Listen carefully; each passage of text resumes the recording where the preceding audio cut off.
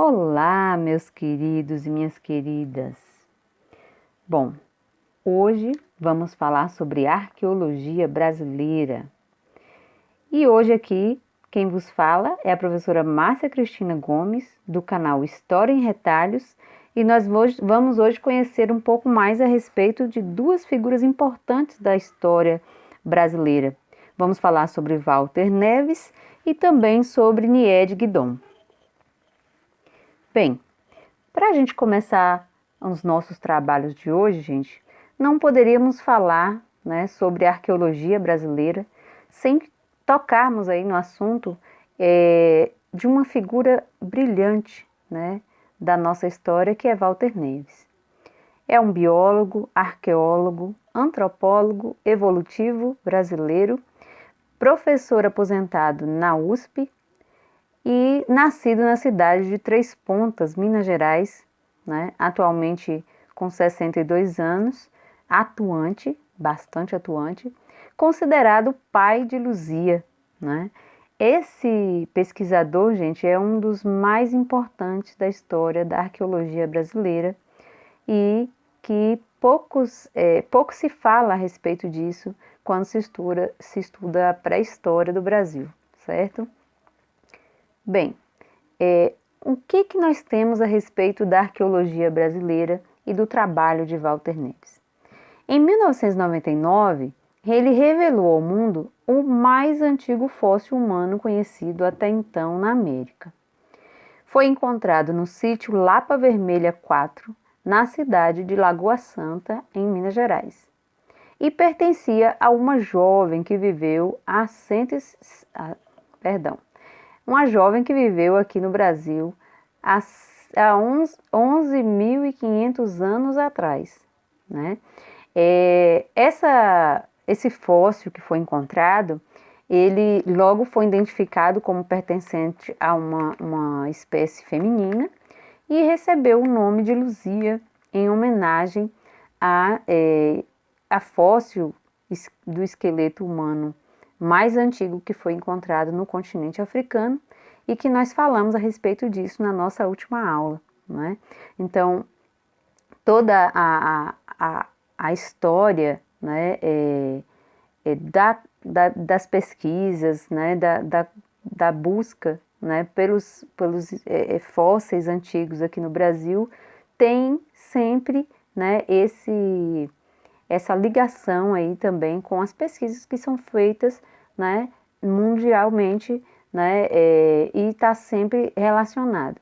Como esse esqueleto de Luzia foi um esqueleto que foi encontrado assim de forma ainda bastante intacta, isso ajudou bastante, o processo de datação, de identificação, certo?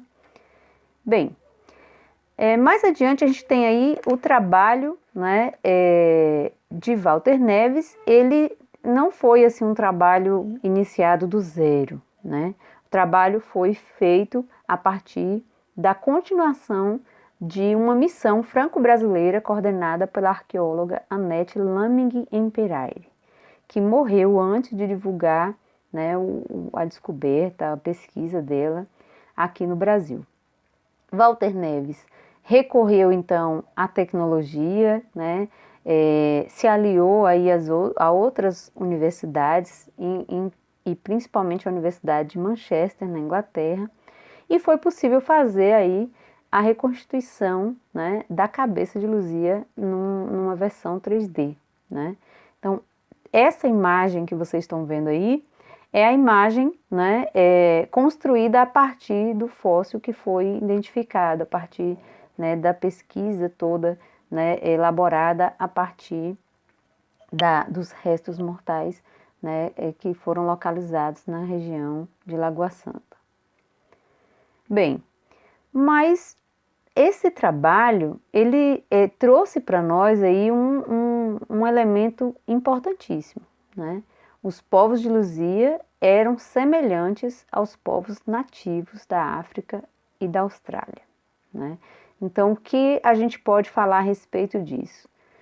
Nas pesquisas de Neves, com o auxílio, com o apoio aí de outros pesquisadores, de outras universidades, eles chegaram à conclusão né, de que esses povos encontrados, esses fósseis aqui encontrados e que viveram aqui no período mais remoto aí, aqui no Brasil, eram de características físicas muito parecidas com os africanos, muito parecidas com os povos encontrados na Austrália, tá?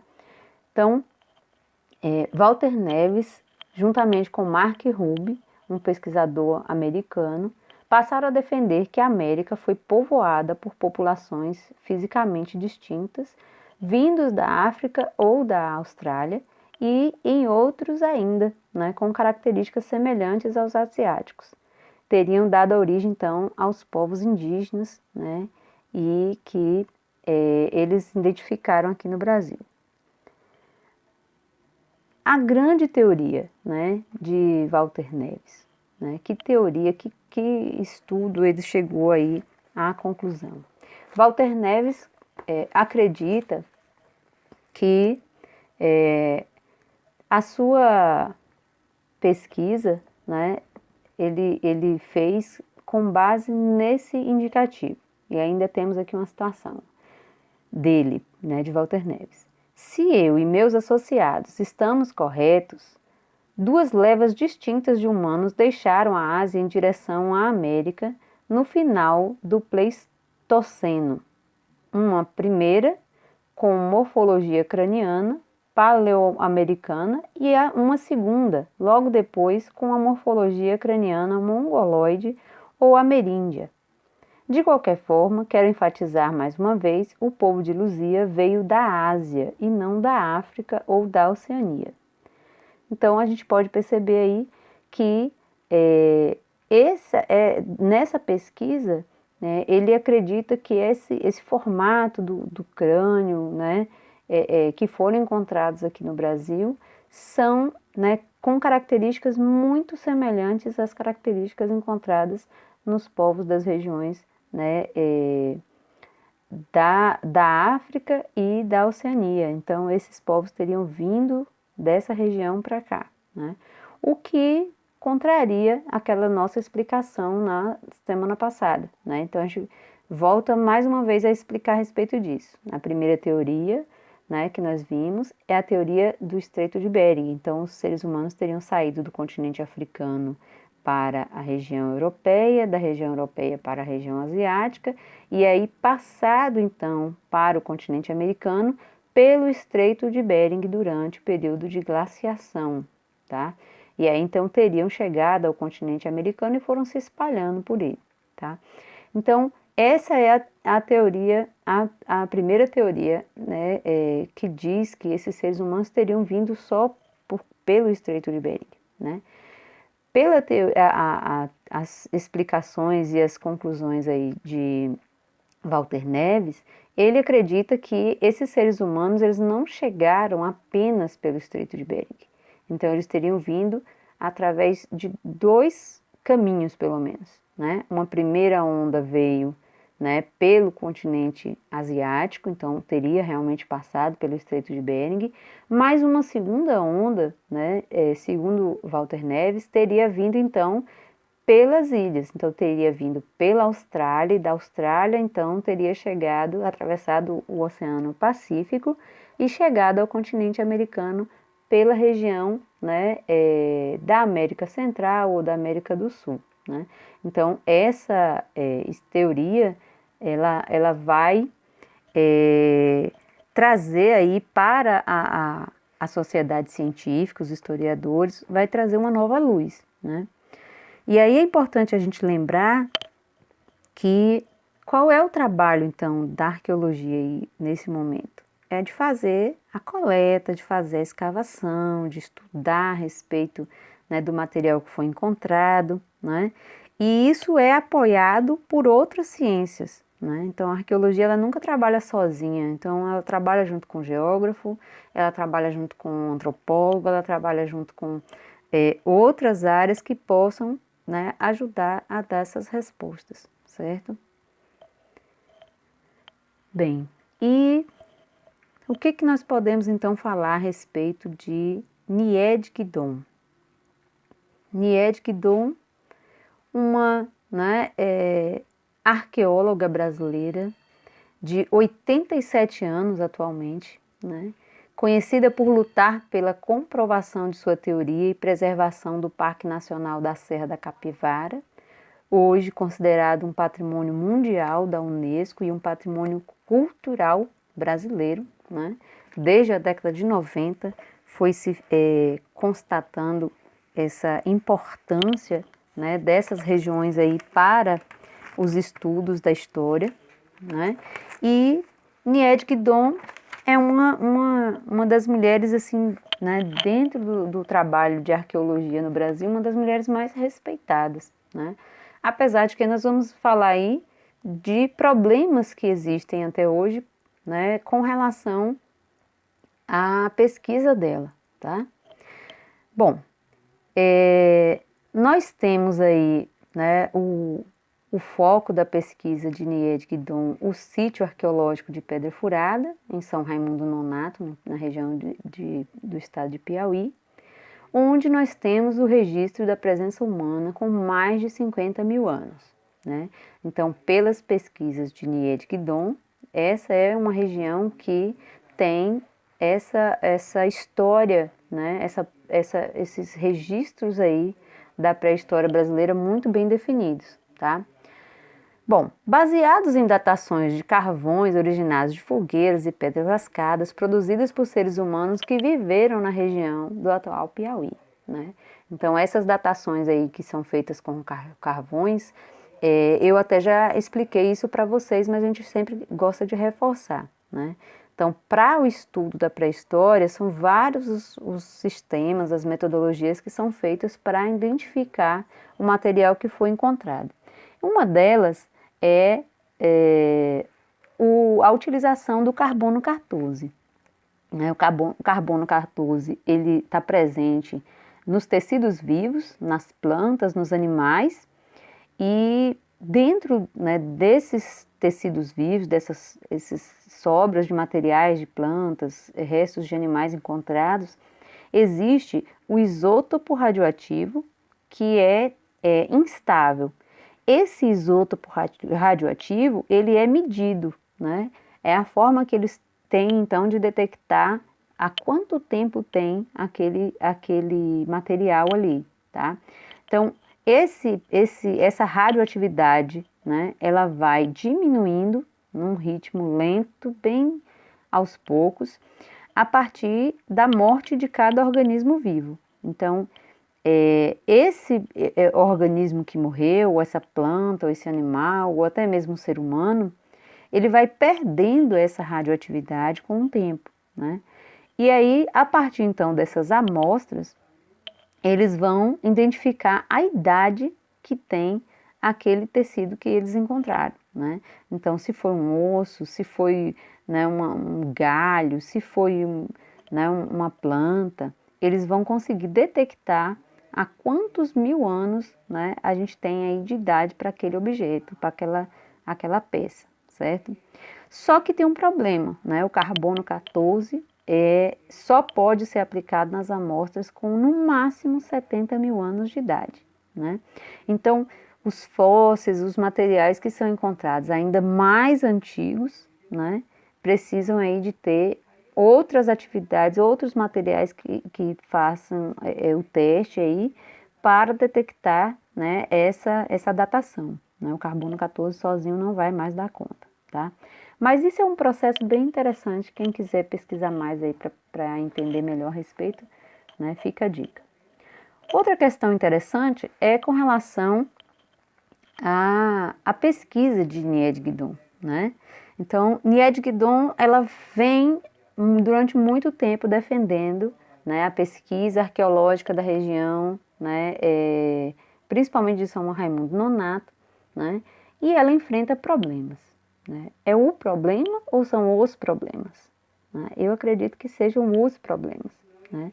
O primeiro grande problema que ela tem Nied Guidon e sua equipe, ela tem os objetos, né, tem um material que foi encontrado naquela região e que ela chama de artefatos, né? Enquanto outros pesquisadores, especialmente os pesquisadores aí americanos, né, contrariam a pesquisadora brasileira, dizendo que esse material que ela diz ser um artefato, na verdade é um geofato, né? E aí por que dessa diferença, né? Os primeiros são considerados produtos do trabalho humano, né? Então o artefato é algo feito pelo ser humano, produzido por esse ser humano, e o geofato é o que a gente diz que é uma ação feita por forças naturais, né? Então, o porquê a gente está falando a respeito disso, né? Que a gente tem aí uma defesa de que o material encontrado lá na região de São Raimundo Nonato é restos de uma fogueira, né? Uma fogueira que foi produzida e datada, né, com esse período aí superior, né, aos 10 mil anos encontrados aqui no Brasil, né? Então, eles acreditam, né, os norte-americanos, os pesquisadores americanos, acreditam muito na possibilidade de que isso não passa de uma ação de uma força da natureza, de um raio que pegou fogo e incendiou algum galho de árvore. E eles não acreditam, em hipótese nenhuma, de que isso seja um trabalho feito pelo ser humano que tem arrumado ali aqueles galhos e feito aquela fogueira e tal. Então, esse é um impasse, né? Esse é o impasse. Porém, em 2006, pesquisas foram feitas aí por Eric Boeda e Emílio Fogaça, né? Essas pesquisas afirmam que os artefatos do Buqueirão da Pedra Furada foram realmente feitos por seres humanos, né? Então, contraria o posicionamento dos cientistas norte-americanos quando eles, né, chamam aí que, né, que a pesquisa feita por Nied Guidon não é verdadeira e que aquilo tudo não passa de apenas uma força da natureza, tá? Então, esses dois pesquisadores reforçam, então, a teoria de Nied Guidon de que nós temos aqui no Brasil restos, né, de fogueira, de materiais que são de seres humanos que habitaram a nossa região aí há muito mais tempo do que se pensa, tá? O trabalho de Guidon trouxe mais de 1.300 descobertas de sítios arqueológicos e centenas de fósseis na região da Caatinga nordestina, né? Então, muito foi feito a partir das pesquisas, a partir das falas, né? Muita gente começou a procurar essa região para poder fazer novas descobertas também, tá? Bem, mas nós temos também algumas curiosidades. No Brasil, segundo pesquisas como as de Gabriela Martins, né? E a gente colocou aí no finalzinho a indicação aí do livro dela, a região Nordeste é repleta de esqueletos e outros fósseis, revelando métodos diferentes de enterramento há mais de 1.000 anos, né? Então, no livro Pré-História do Nordeste Brasileiro, ela vai mencionar a respeito da forma como esses homens pré-históricos, eles realizavam o enterramento, algumas vezes colocando pedras, né, sobre o corpo das pessoas, em outras ocasiões aí colocando palhas, enfim, né, a gente tem uma vasta quantidade aí de material a respeito disso. Bom, e os principais sítios arqueológicos do Brasil, né?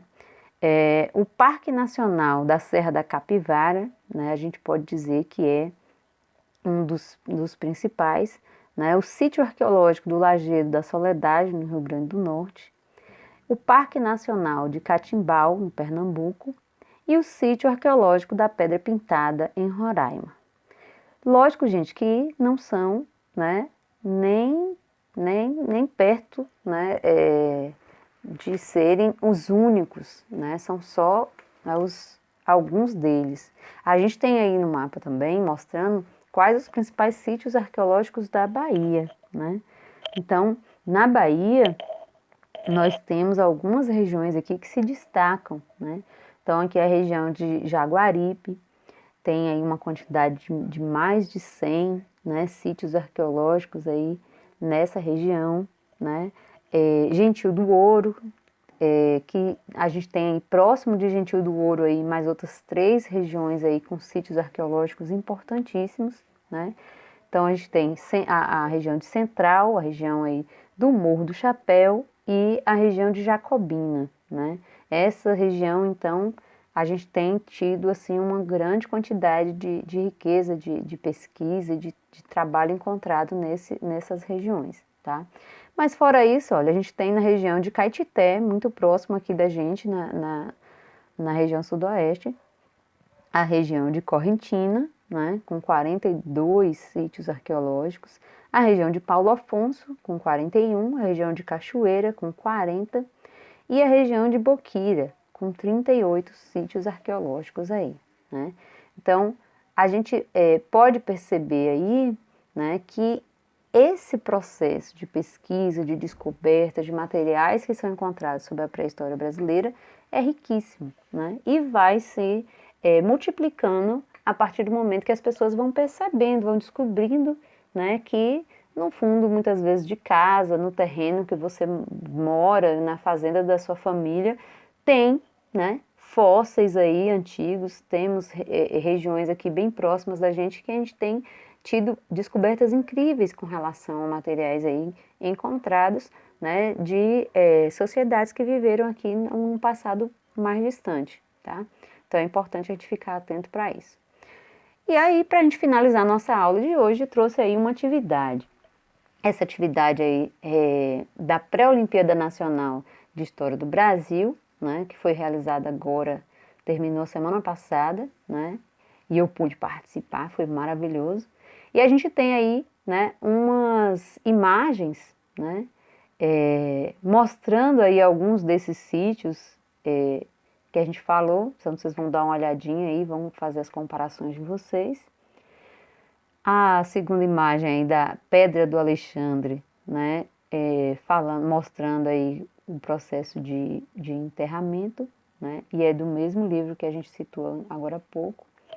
Uma outra imagem também do sítio do Justino, né, mostrando também aqui a posição das pedras, né, em cima do corpo aí, dos restos mortais aí de um homem pré-histórico. E as alternativas, tá? Então analisem as imagens, preste atenção às alternativas, escolha qual é delas aí a alternativa que vocês acham mais adequada para as imagens que a gente trouxe, certo? Bom, mas agora vamos deixar de conversa, né, minha gente? Vamos estudar. A atividade, vocês vão procurar aí atividade para responder na página 45 do livro. E a gente vai ficando por aqui, né, com as referências aí do material da aula de hoje. E a gente conta com vocês para prestarem atenção aí à nossa próxima aula. Se tiverem alguma dúvida, pode entrar em contato com a gente, tá? E não se esqueçam de curtir o nosso vídeo, se inscreva lá no nosso canal, né? E até a próxima. Fiquem com Deus. Hashtag fique em casa. Um beijo no coração de cada um e aguardo o contato. Tchau, tchau, galera!